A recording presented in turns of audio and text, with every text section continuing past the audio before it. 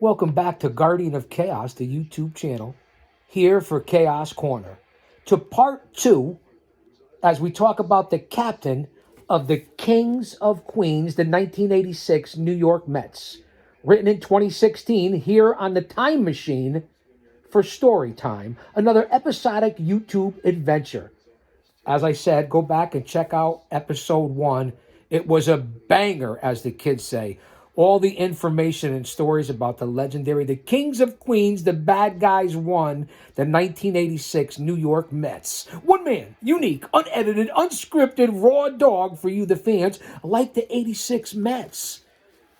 Drop an elbow on that like button. Pick up your bat and smash that like button as we delve into the captain.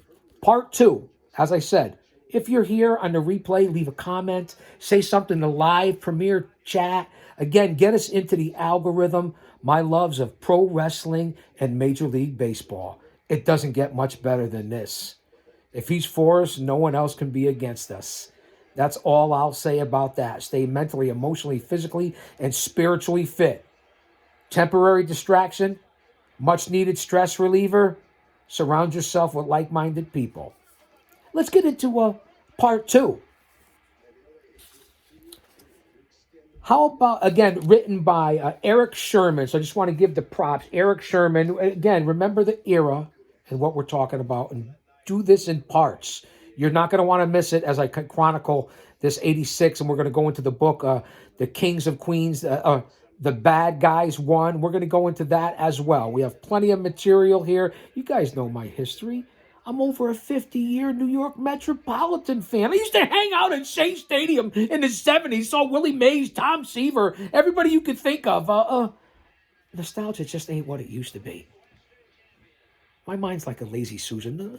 It'll come back around. Grab a snack. Tell your friends.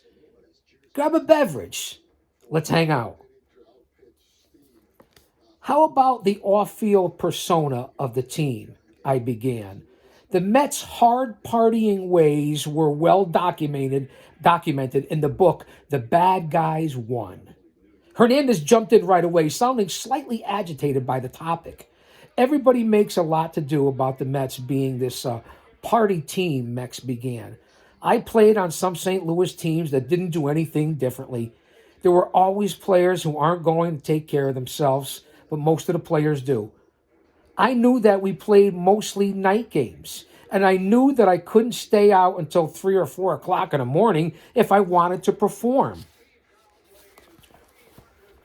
But, now this is Keith Hernandez. But certainly on the road, getting back to the hotel at 11 o'clock, I couldn't go back up to my room. After all, I was geared up from the game, had to go to bed and watch TV. I just couldn't do that. I had to go out. And what better way than with your teammates? It was a fraternity. It really was like a college frat. Meet the guys downstairs, talk about the game, have a couple of beers, yuck it up and have a good time. That was normal. It's a long season, a lot of frustrations, and a lot of stuff gets inside and needs to come out. And boy, if you sit and bottle it up, sooner or later you're going to get a nervous breakdown. Now, I can vouch for a lot of this, being a pro wrestling manager over 30 years. Yes, it wasn't my full-time gig. You guys know 25 years behind the walls, security, bodyguard. You know all the details. Go to the description in the link here. We're not talking about that, but I can feel it. I understand what Hernandez is saying, although he's a legendary figure and I'm just the GOC. That's me. Going out and performing even in the indies at that level with major stars and heroes and legends and Hall of Famers and even the veterans and young lions. You come out a couple of times like I did during a show, or even if someone has that big fight feel or big match, even at the local level, all the way up to the WWE. You go out there and perform, whether you're an entertainer, a singer, an athlete, that adrenaline rush and what you get, it's like no high anybody could ever experience. You get that in your veins, that'll be your go-to when I suggest that. It's just unbelievable, that feeling of performing, but then coming down and being amped up. I mean, it still happens to me today, and I'm over the big 6-0 and still do shows and where I just do commentary and play-by-play, or do a couple of presentations, and you could feel the energy. It never goes away when you're an entertainer, an athlete, or performer. It just does. It's a feeling that's really, really hard to describe, but it's unbelievable, and you certainly got to wind down. And there's right and wrong answers. It's use your own discernment. I'll just say that when it comes to that. But I know what Hernandez is talking about on a smaller level. It's still the same. I backtracked a bit, telling Keith that I had heard again and again from some of his 86 teammates that no matter how late some of the guys stayed out, the team was ready for battle the next day. Let's get comfortable here. We got a little ways to go. Well, that 86 team, everybody wanted to play, Mex said. And we're leaving Ray Knight out of the equation, too. Another fiery player that was healthy and had a comeback year. For a great season as it was, it could easily have been stymied in the NLCS had the series gone to a seventh and deciding game with Astros ace Mike Scott, the winning pitcher in both games 1 and 4, looming. However, Mex didn't completely see it that way. It always felt that we would have found a way to beat Mike Scott, Hernandez said. Our pitcher would have matched him in that game. I just felt we would have found a way to win. Now we'll never know. The only 2 games we lost in the playoff series were against him, and he dominated us. He particularly frazzled Gary Carter more than anybody. He was just a good pitcher. He had a great year, a dominating year. Look it back. Go duck, duck, go it. Don't use Google. And for a right-hander to dominate us, it speaks volumes for the kind of stuff that Scott had that year. And whether he cheated or not, we don't know.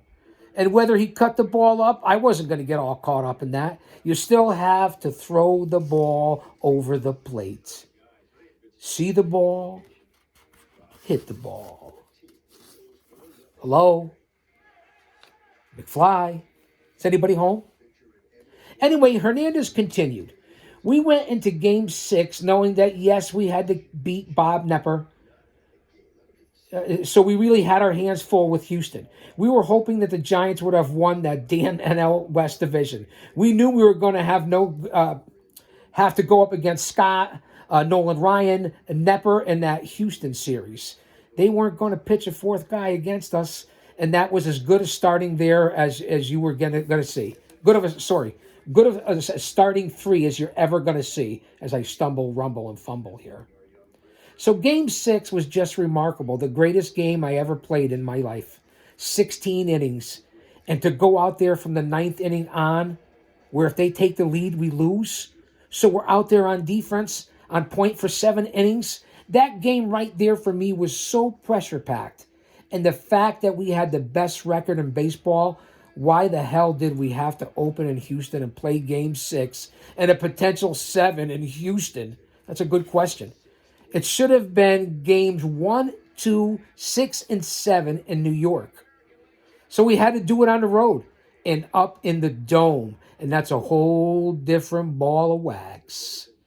Mex agreed with me when I said NLCS was really the first test the Mets had encountered in that season to this point. Once we went into St. Louis in late April and swept the 4 games, we never looked back, Keith said. We were never tested all year. We just crushed into postseason, and the NLCS showed the character of our team because we were behind in every game except Game 2. With the emotional series in the 16-inning Game 6 behind them, I brought up how it seemed like there was a hangover effect winning the World Series against the Boston Red Sox. Well, Keith didn't seem to disagree. He didn't use it as an excuse for the Mets dropping the first 2 games. Boston had the same issue, Mex said. Boston had equally as difficult a playoff series, if we remember. They came back to win in Anaheim. Okay, you guys remember that, right? In Game 5. Got on an airplane, won the final 2 games. We had the long flight home after the 16-inning game and didn't get until like 5 in the morning from Houston. A day off, and then the World Series. Whichever team would win that first game was going to have a leg up, so we lost 1-0 on an error by Timmy Tuffle. And it elevated them and sunk us. Then we got killed in the second game. But then, lo and behold, we go to Boston and did what we had to do. We certainly had to win game 3. And then Lenny hit the lead-off home run that ignited us. There was a big determination in that dugout. It was all business. And I think Davey did the right thing by not having us work out the previous day. He told us, stay away, go out and have dinner and relax. I don't want you at the ballpark answering the press and all the negativity. I'll be there. I'll answer for it. The Mets, of course, rallied back and took the World Series in 7. It was an incredibly riveting postseason, maybe the greatest October baseball has ever seen. I can agree with that. I'm a little biased. Yeah, I get it. Don't go anywhere. Hernandez gave a great anecdote about how the resiliency of the Mets was still being talked about well after the season ended. I was having dinner one night in New York after we won the World Series, Mex said. The Hilton family was in the next room, or the Hilton family was. They called me over and asked me if I wanted to go as their guests to stay at their hotel in Las Vegas and accept 2 ringside seats to the Tyson Burbick fight. I said, sure. So I went to the fight with my brother, and in the pre-fight and post-fight cocktail schmooze, we ran into George Allen, the former Redskins head coach, who's a huge baseball fan. My brother and I talked with him for about football and baseball for around an hour, and it was the most fascinating thing Allen said. And I, up to that point, didn't really think of this. Your team in the playoffs showed the guts and the personality and the character that we didn't see during the season. But when the chips were down, when the pennant was on the line, and then when the World Series was on the line, your team had remarkable comebacks and remarkable resiliency. It just showed the character of your team, and that meant a lot coming from George Allen. Big words and high praise indeed. Stand by. Stop. I gotta have a beverage. This isn't easy. You guys think this is easy?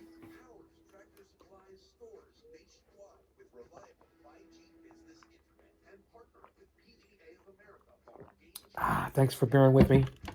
Gotta stay hydrated. I got the heating pad on this side of my body, so that's why I'm leaning over a little bit. You want me to sit up straight? But then I'm okay. All right.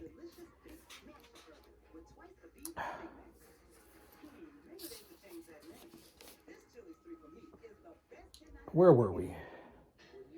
Still, for as a grit and gritty as the mid-'80s were for them, to walk away with just one world championship was a disappointment to the franchise.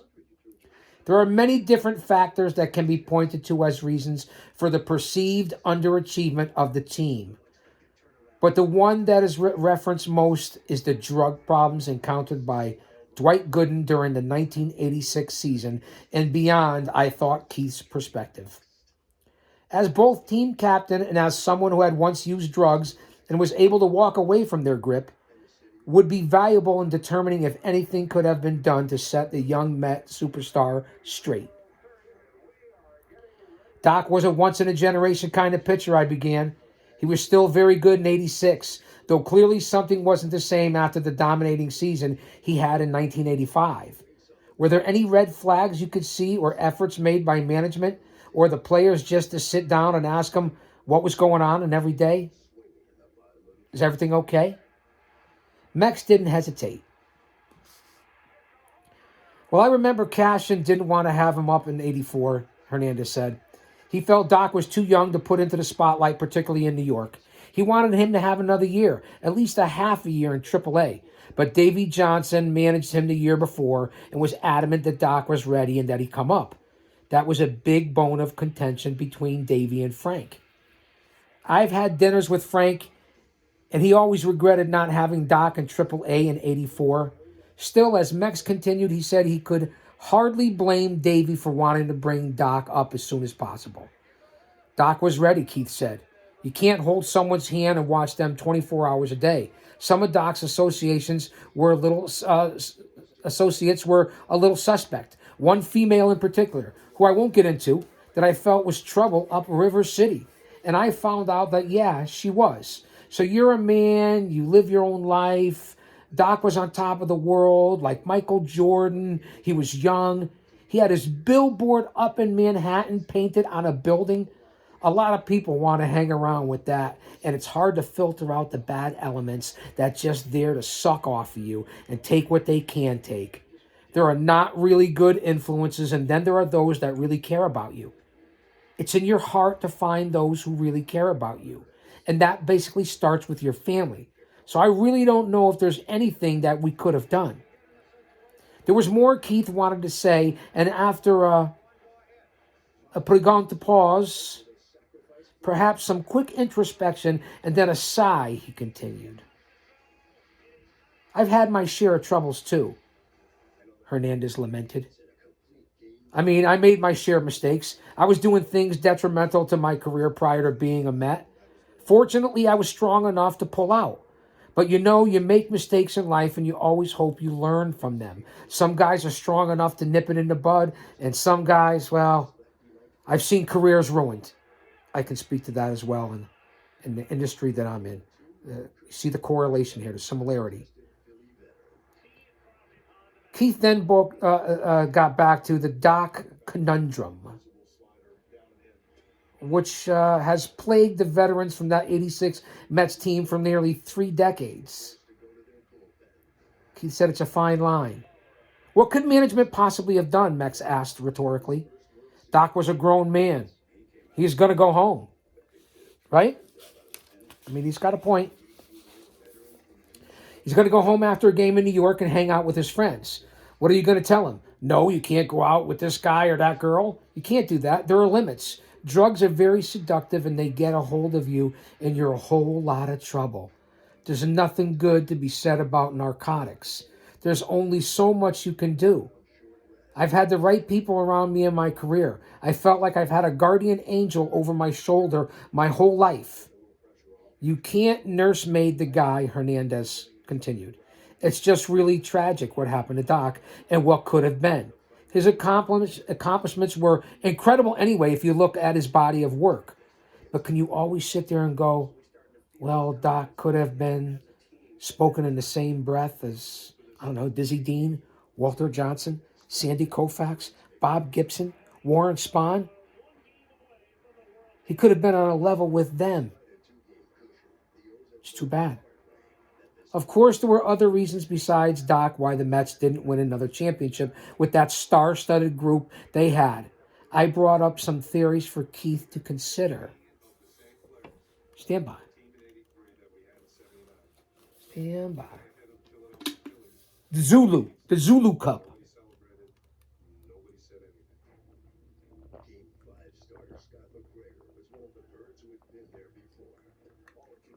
No, they're not a sponsor. I have no sponsors anymore. I'm picking tar out of my ass because everybody kicked me to the curb. But that's okay.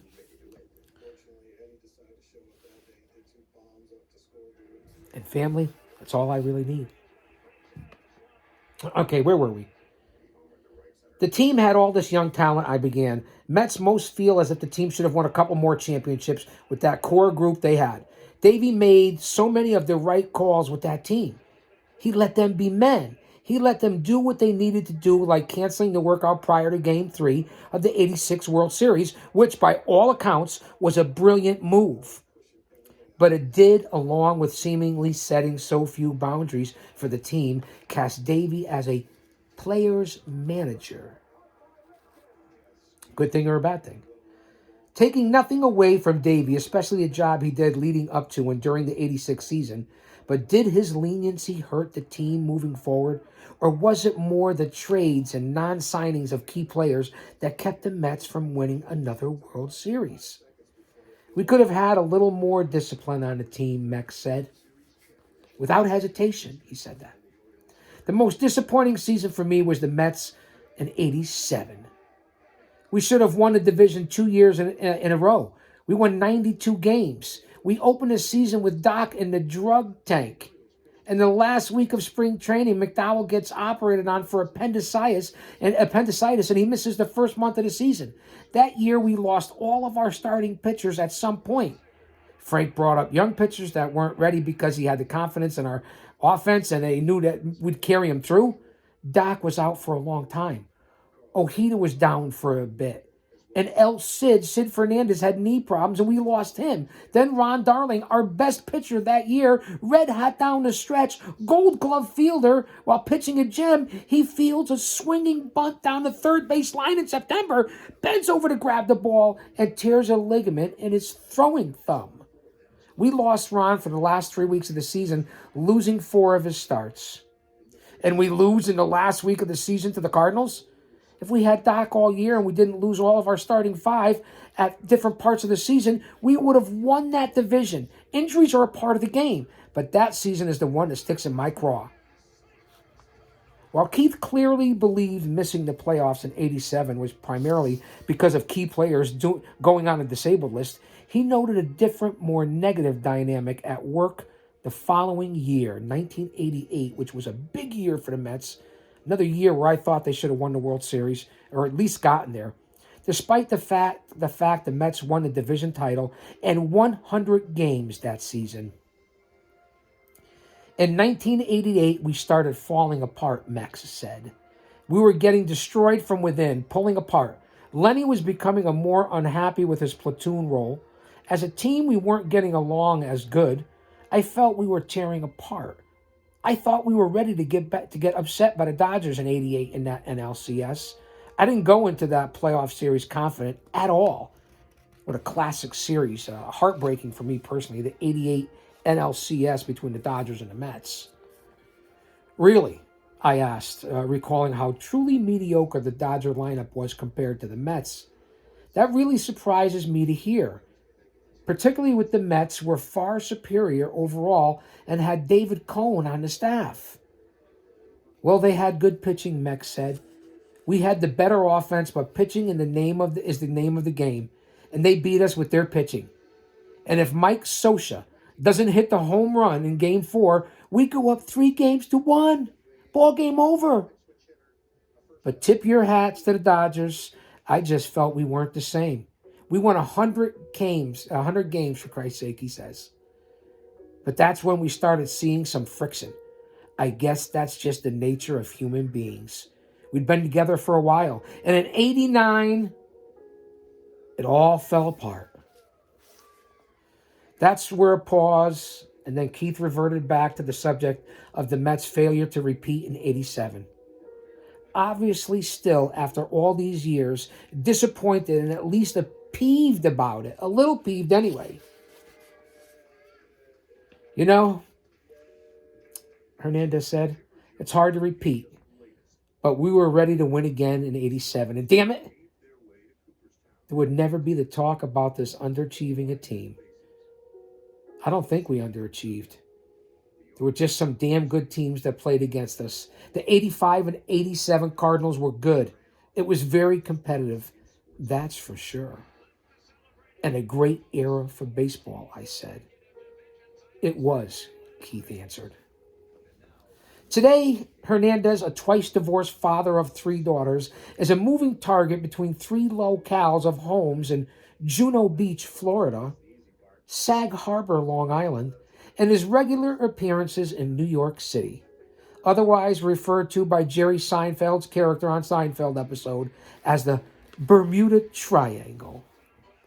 And Seinfeld is a good segue because shortly after Keith's playing days were over, he made a downright historic guest appearance on arguably the iconic sitcom's best-known episode, The Boyfriend.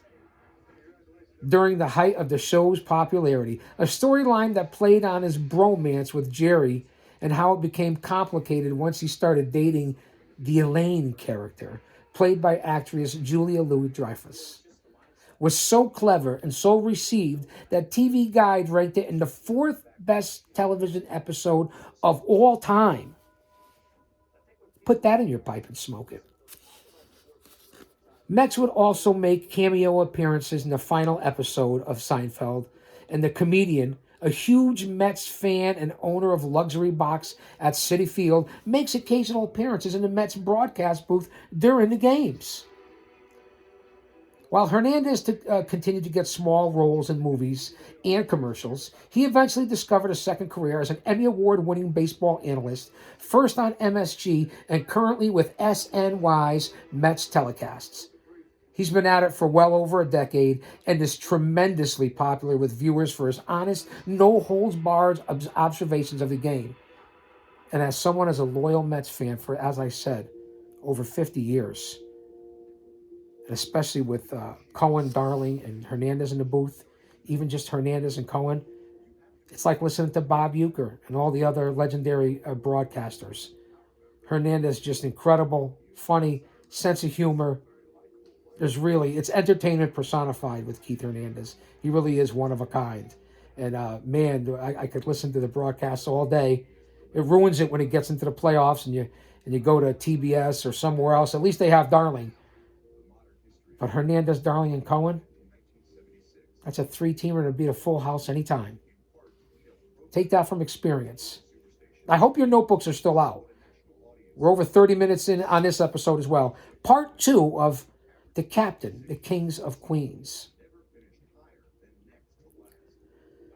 The trio of Gary Cohen, Ron Darling, and Hernandez in the current Mets broadcast booth is one of the very best listens in baseball.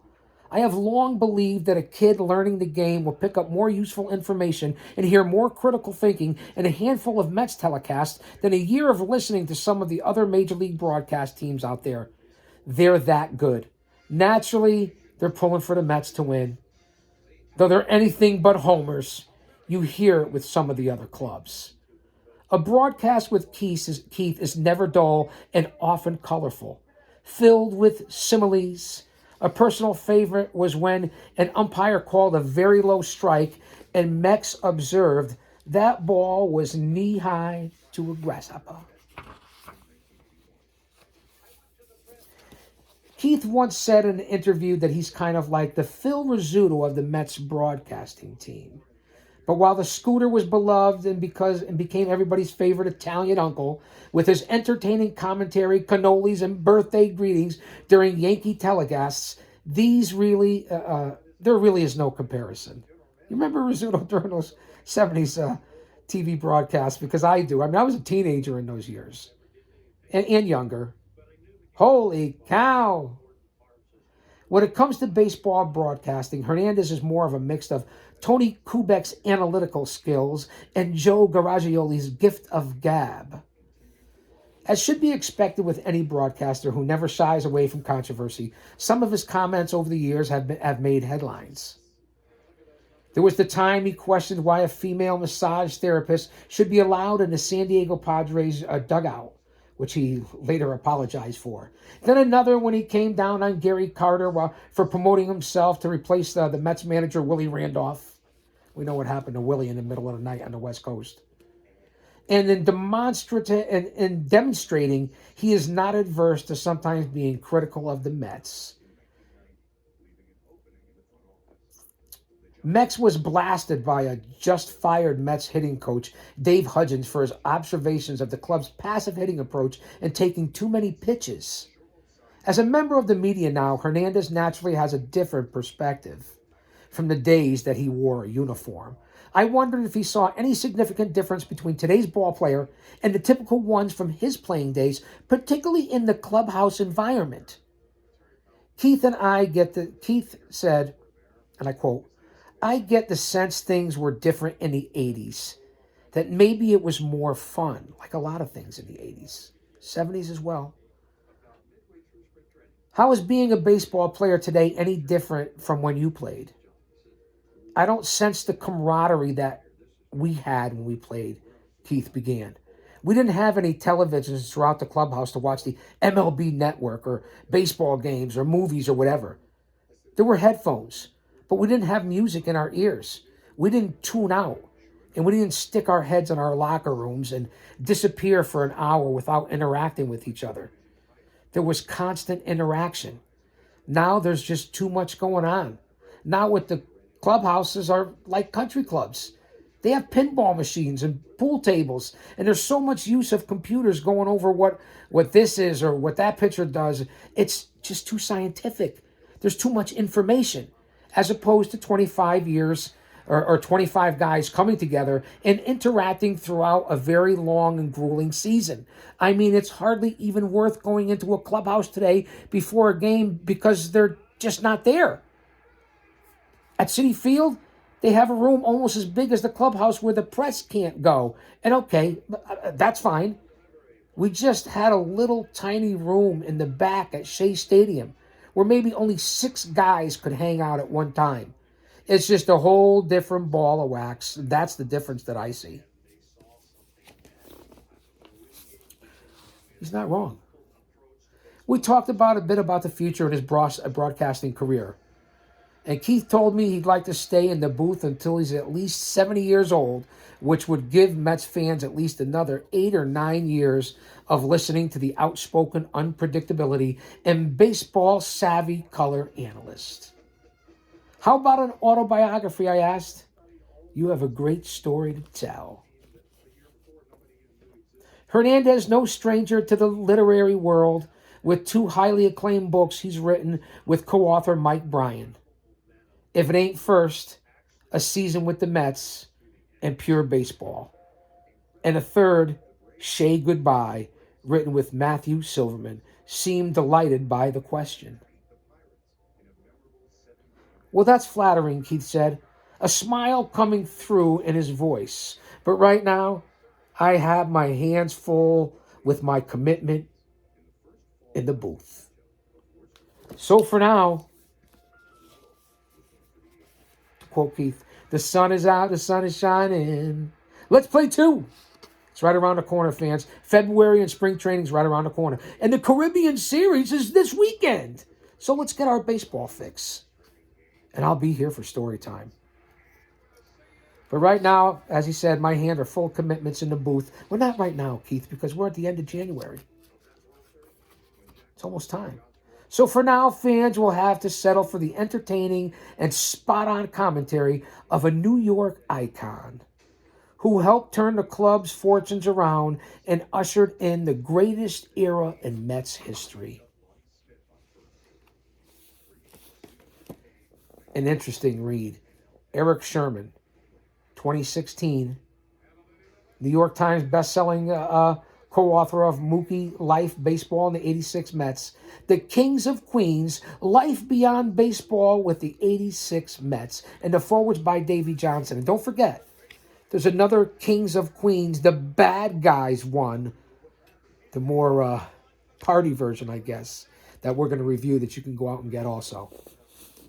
So I'll say that to say this, because I tell it like it is. Don't you dare miss it. Thanks for being here.